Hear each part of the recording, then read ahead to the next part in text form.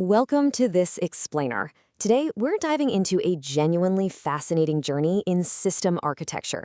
We're going to look at how something as incredibly simple as preparing a grid of 33 boxes for an AI agent completely revolutionized a system's core design.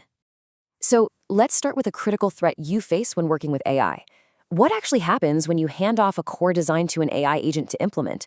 Well, here's the scary reality. An AI doesn't just leave gaps. If your instructions are incomplete, it doesn't pause and ask for clarification. It infers. It fills in the blanks on its own. And that inferred semantics, it can quietly, and I mean invisibly, destroy months of explicit, hard-fought design principles. Here's our roadmap for today. 1. The dangerous gap. 2. The 33 small boxes. 3. The halt mechanism. 4. Birth of a new register. And 5. The perfect handoff. Section 1. The dangerous gap. You know how traditional verification works, right? You check command behaviors point by point. You check if a NOP command works in the foreground, boom, verified. You check if a jump command works in the queue, verified. But what about the spaces in between? Those unverified gaps are dangerous. Like, what does a base set command actually do if it suddenly shows up in the foreground? Or can a prog end command be queued? Between your verified tests lies ambiguity. And as we just talked about, ambiguity is exactly where an AI is going to try and improvise. Section 2. The 33 small boxes. To stop this AI improvisation dead in its tracks, the system architect needed a catalyst. They needed a way to strictly interrogate the system so there was literally zero room for guesswork. The solution? Beautifully simple but mathematically rigorous. The architect's AI assistant prepared a blank grid, exactly 33 small boxes, and each one demanded a definitive, unambiguous answer before any code handoff could happen. Picture this, a 3x11 table mirroring 11 distinct commands across 3 different execution phases. And the rule here was absolute. Every single cell, representing every possible state quantity, had to be either clearly defined or explicitly declared illegal. There were no maybes, no we'll figure it out in post. And honestly, just staring at this grid changed the whole game. The architect actually noted, I expected to record decisions, instead the table generated them. Think about it. An empty cell in a spreadsheet just stares back at you. You can't ignore it like a passing thought. It forced the human developer to confront ambiguities that outright rejected their old, easy answers. Section 3. The halt mechanism. Okay, so when you're staring down a bunch of illegal cells in a grid, the natural temptation is to invent new, convoluted meanings for them, just to make it work. But every new meaning is just more mental overhead for a programmer.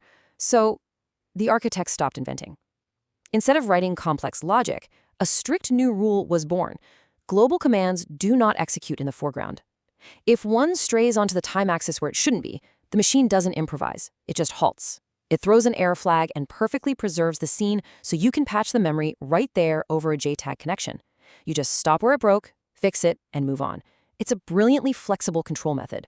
Now, every great rule has its exceptions, and this one has exactly 3 allowed in the foreground. First, reset, which is the absolute will to return to the origin even if it breaks continuity. Second, stay set, because it actually controls the phase transition itself. And third, NOP, for immediately voiding anything. That's it. Everything else, base set, return, call, loop, lives safely tucked away behind the window.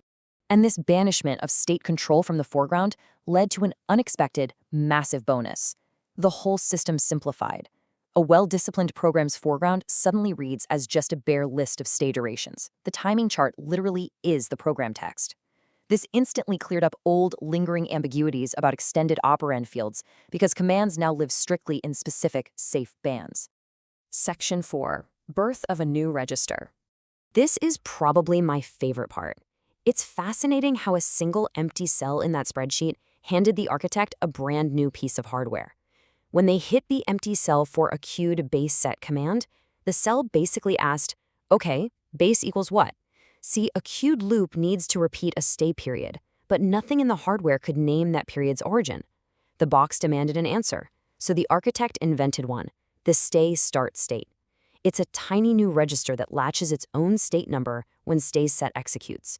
Finally, a stay period could loop on itself.